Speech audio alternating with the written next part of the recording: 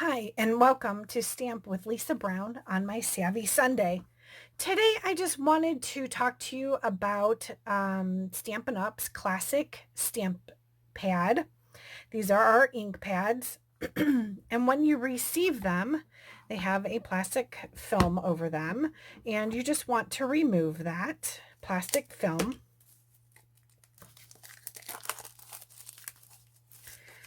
Okay. Now we have some nice coloring on the lid, and that shows that this is garden green. But when I store my stamp pads, what I'm looking at is I'm looking at the edge of the stamp pad. So if they're stored horizontally, then I can't see what color this bottom one is. And that's why Stampin' Up has provided us with some labels on the bottom. So I'm just going to go and grab the English version that says garden green, peel that off, and now I have the stamp pad where I can read it towards me, and I'm just going to put this label on this edge right here. Okay. Now, there are some extra labels back here that I like to use because when I have my stamp pad open, if I have that one and I have rich raspberry, it's hard to tell the difference between what color is what. So I like to use the blank label, and I put it on the side of my stamp pad. So let's go ahead and grab that. I'm going to close this back up, and I'm going to grab that empty label, and we're going to put it on the side of our ink pad here.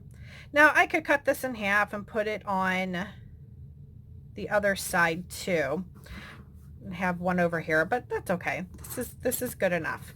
Now me, because I'm in classes a lot, I usually try to find one that's pretty comparable, like where I can make out an English version. Now this one doesn't have one, so I'm just going to go ahead. It doesn't matter that it's in a different language. I'm just concerned about with the color, and I like to put one on the other edge,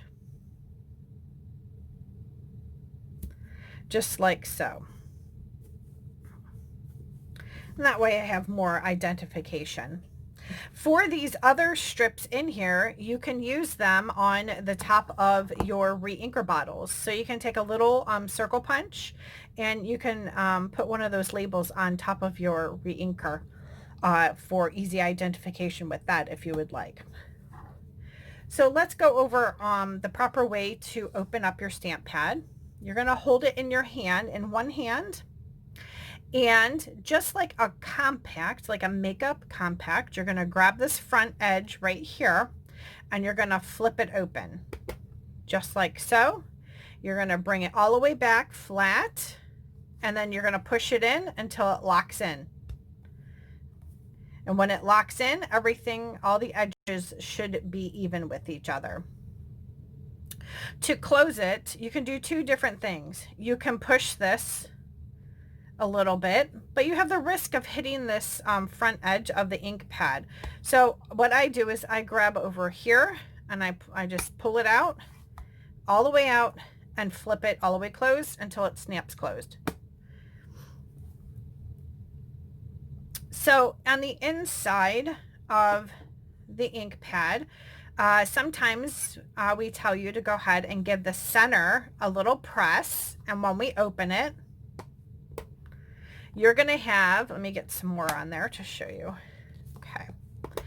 You'll have a pool of ink here, and the reason that we do that is for our blender pens and our watercolor brushes. So if, say, you're doing a project and you want to watercolor with it, you can pull your ink here and then use your water brushes. But you may get some residual water left in there. So let's say you have a real pool of water, and what happens? It starts diluting out the color, right? Well, I don't want to close my ink pad because then that water is going to get I don't want to close the lid because the water is going to get on my ink pad. You don't want that because it's going to disperse the color on your pad. So if you do this and you have water on there, make sure to wipe that water out. Now you can initially soak that up with a paper towel or a baby wipe, but what I like to do then is to go in with like a microfiber cloth and just wipe that out. And the reason for that is your baby wipes or paper towels are going to leave little pieces of lint. And when you close that, your ink pad's going to pick up that lint. And the next time you go use your ink pad, that lint's going to transfer to your stamps. And you're going to end up with little stray hairs that's going to pick up the ink. Okay. Let's see. So the next thing I wanted to show you was the proper way to re-ink, or I'll say proper way, but let's say how I re-ink my pads. So this is my Granny Apple Green. I'm going to open it up and close it, push it back there. I'm going to grab my re-inker, and what I do is I just squeeze the bottle and I just keep going back and forth like this until I have ink all the way down. Now this ink pad was still relatively juicy, so I'm not going to add that much more, but you can even add more re-inker depending on how well you have used your ink pad. You'll be able to tell when it needs to be give it a good juice. Now you noticed I went back and forth in those striped lines. Okay, so you could take a block and blot it. But I find the best method is to take my bone folder and I'm just going to lightly give this some swipes. You want to take something that's not going to tear your ink pad. Some people use a credit card on other edges like that. I like the bone folder because the bone folder is a little bit wider and has some soft edges, and I can just go ahead and disperse that ink like so. And I just give it some swipes, and then I just wipe off my bone folder on my towel. If you get any residual ink, I don't know if you can see that I have just a little bit ink on the edges. Normally that's fine, but if you want to wipe that up, you can just go right along the edge and just give that a couple of swipes just to clean it up. You would be surprised when you're stamping how often your ink actually kind of gets everywhere without you paying attention. Maybe you're inking up a large image like this, and if you're inking up back and forth and you're pressing too hard, you may get it on the edges. Again, you don't want to use anything sharp. You want, if you're going to ink up the edges of a paper, you want to use a sponge dauber. You don't want to take your paper, let's see if here I get it, just a piece of scrap paper here. Let me get it smaller. So a lot of people like to take their ink pads and ink up the edges by rubbing it along this way. You have, because you have points on there, you have a chance to chunk out your foam pad, because this is just a soft foam.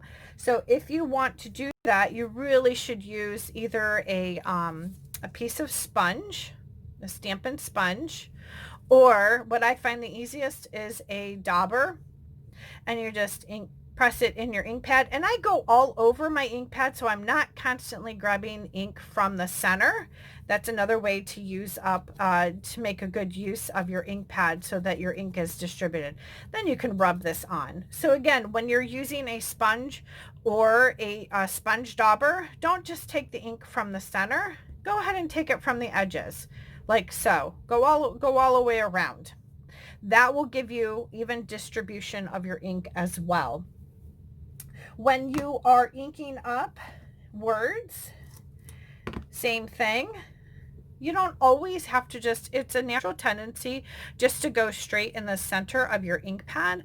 Start up here, start down here, or go to your sides and then ink across.